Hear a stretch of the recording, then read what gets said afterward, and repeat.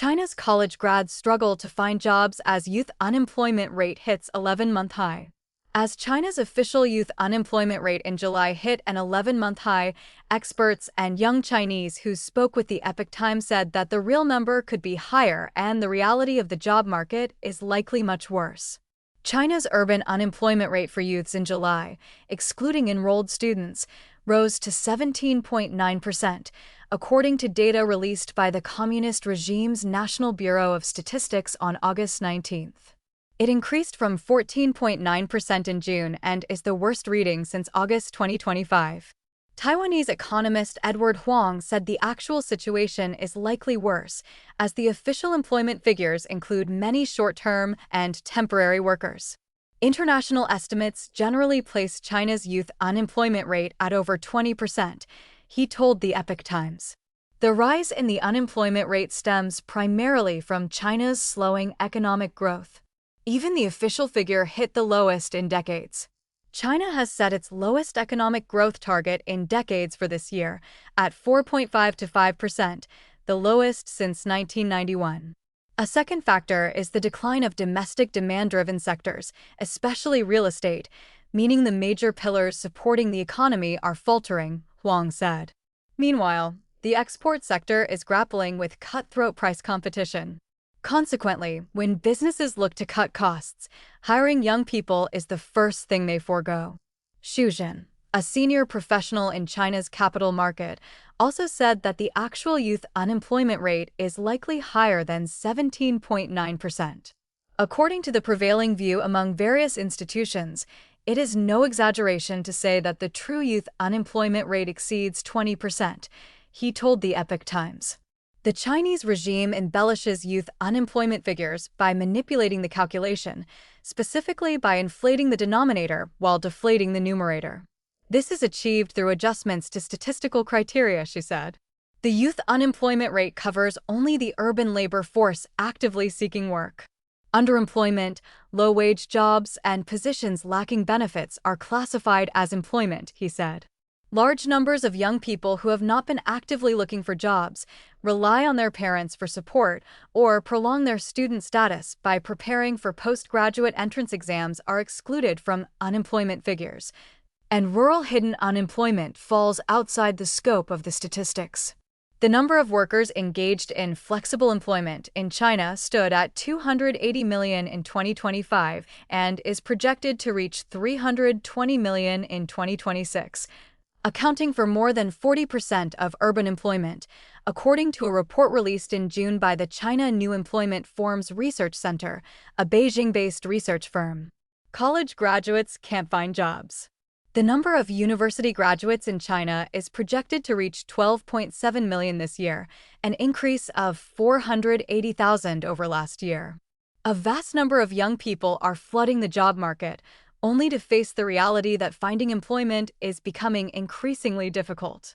The Epoch Times spoke with graduates and family members who requested anonymity or used pseudonyms out of fear of reprisal. Dong Dong, a recent computer science graduate in China who used a pseudonym, said he has been unable to find a job. He told the Epoch Times that he believes the youth unemployment rate is fabricated. The employment rates are all faked. Major universities completely falsify their figures, and the level of fabrication at many schools is severe, he said. Gui Ko, a college graduate from Yulin in Guangxi province, who also used a pseudonym, told the Epoch Times that he has also been unable to find employment. He said that entry-level urban jobs typically offer a base salary of only 2,000 to 3,000 yuan, and many positions require experience, meaning those without it, such as new graduates, are often rejected. He feels lost and finds that there are very few avenues for finding employment. Many of my classmates are also just staying at home. Only 1 or 2 have jobs. Wages around here are basically 2 or 3,000 yuan, which simply isn't enough to cover expenses, he said. He said he is currently relying on his parents for financial support. Yang Miao, the pseudonym of a graduate with a doctorate degree in Tianjin, told the Epoch Times that she has been looking for a job for 6 months without success. It's because I don't have experience, the graduate said.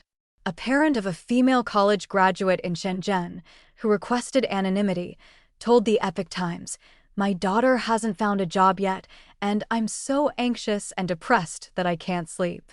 She majored in environmental design, which is not easy for her to find a job.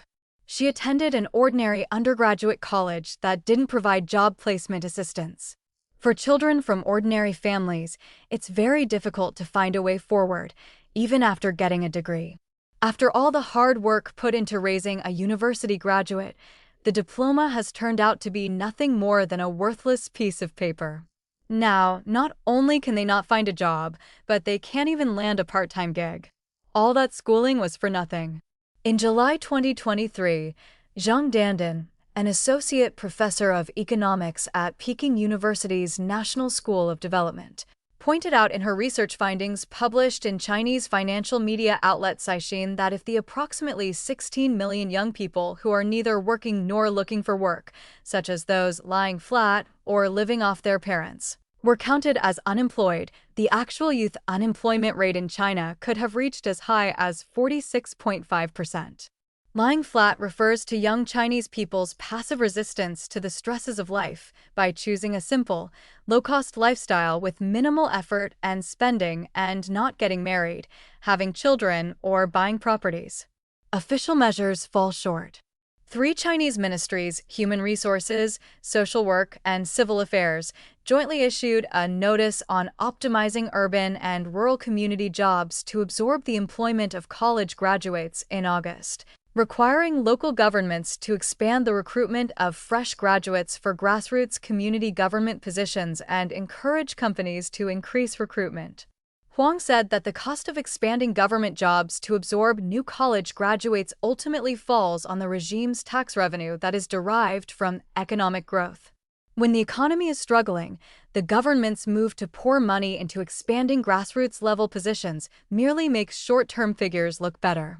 It offers limited substantive improvement in employment and thus yields only short-term effects. Moreover, local governments are currently facing financial difficulties, so their budgets do not actually allow for increased personnel expenditures, he said of the measures. China's mounting total government debt reached roughly $18.7 trillion by the end of 2025, surpassing Europe for the first time, according to public data. Xu Zhen stated that the primary reasons for the persisting high youth unemployment rate in China remain the wave of business closures driven by the economic downturn and the surge in job losses resulting from a lack of confidence among private enterprises, trends that show no signs of abating. While administrative measures to expand hiring can suppress unemployment figures in the short term, the long-term cost is a sacrifice of efficiency, he said, recalling the iron rice bowl or big pot system of the 1980s, under which financial rewards did not depend on performance. This approach risks dragging down the economy, he said. Tong Bing, Luo Ya, and Gu Xiaohua contributed to this report.